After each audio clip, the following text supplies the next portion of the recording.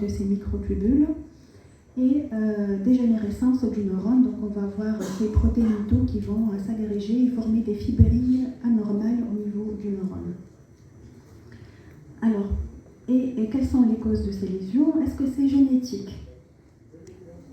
En fait, on a de rares formes monogéniques autosomiques dominantes. C'est très rare. C'est moins de 1%.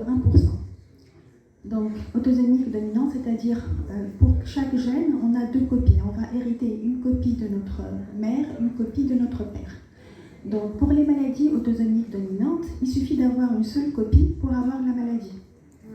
Donc, c'est soit le père qui est atteint, soit la mère, et les enfants ont 50% de chance, de malchance, d'avoir la maladie. Donc, s'ils héritent une copie, donc s'ils héritent la copie altérés, mutés, ils vont développer la maladie.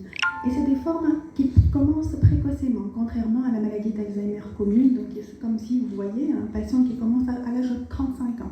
Mais c'est très rare, c'est moins de 1% des cas. Et c'est lié à des mutations au niveau du gène qui code pour l'APP, la protéine précurseur de la bêta-amyloïde. Lorsqu'on a une mutation au niveau de ces gènes, on va avoir une production anormale, beaucoup trop d'APP. Donc ça va se répercuter en dépôt de protéines à bêta-amyloïde au niveau du cerveau. Ou alors on peut avoir des mutations au niveau des enzymes qui dégradent cet APP. Et pareil, on va avoir accumulation de bêta-amyloïde. Donc ici, par exemple, une famille tunisienne qui a une mutation au niveau d'une enzyme qui dégrade l'APP. C'est la présélénine 1. Donc vous voyez beaucoup de cas et souvent c'est des débuts précoces, avant l'âge de 60 ans. Mais le plus souvent, la forme la plus fréquente, la plus commune, qui représente 99% des cas, il s'agit d'une maladie multifactorielle, des facteurs de prédisposition génétique, des facteurs environnementaux, des facteurs biologiques, c'est vraiment multifactoriel. Il y a des facteurs de risque, donc on vient de voir une forme monogénique. Quand on a la mutation, on a forcément la maladie. Donc, c'est les formes monogéniques où le rôle de la mutation est très important, l'effet de la mutation est très important. Mais parfois, on a des facteurs de risque. On a des mutations qui prédisposent à la maladie. On peut les avoir et ne pas développer la maladie. Leur effet est beaucoup moins important. Et ce facteur de prédisposition génétique, le plus important dans l'Alzheimer, c'est l'ApoE. Donc, lorsqu'on a le type, il y a plusieurs types d'ApoE, le 2, le 3, mais le 4, lorsqu'on a le 4, et si on a une copie du 4, ApoE4 qu'on hérite d'un de nos parents, on va avoir 4 fois plus de chances de développer la maladie.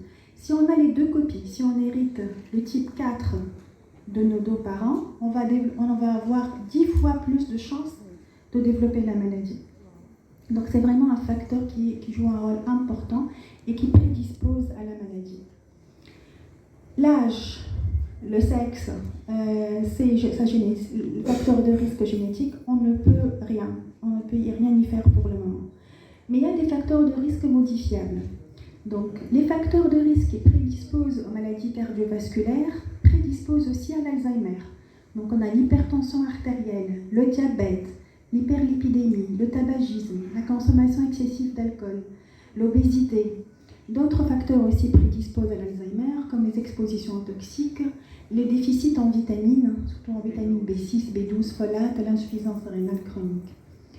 Et au contraire, on peut avoir des facteurs de protection. Qu'est-ce qui protège? C'est surtout une activité intellectuelle importante. Ça protège. Une activité